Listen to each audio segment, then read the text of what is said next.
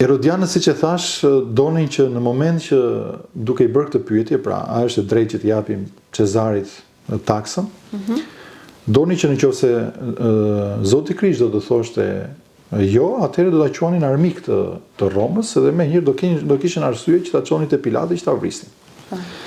Dhe nga ana tjetër, nëse do të thoshte po, sigurisht që do të krijonte shkak për farisejnë, të cilët ishin kundër taksës që I jepnin Cezarit, sepse I quanin Cezarin si një pushtet diabolik, I quanin si diçka domethënë të papranueshme.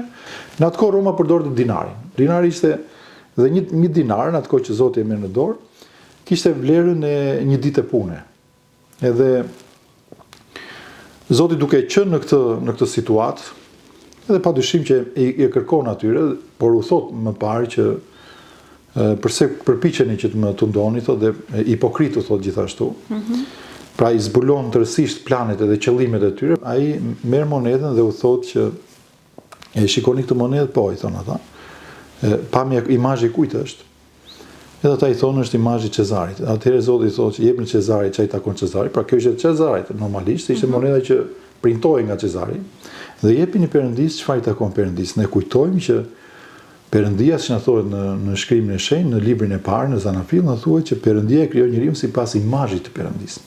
Pra që do të thotë vërtet në këtë botë ne I shërbejmë dy mbretërive, pra qoftë mbretërisë së kësaj bote, pra Cezarit, pushtetit, por gjithashtu edhe I shërbejmë Perëndisë sepse tek neve është stampuar imazhi I Perëndisë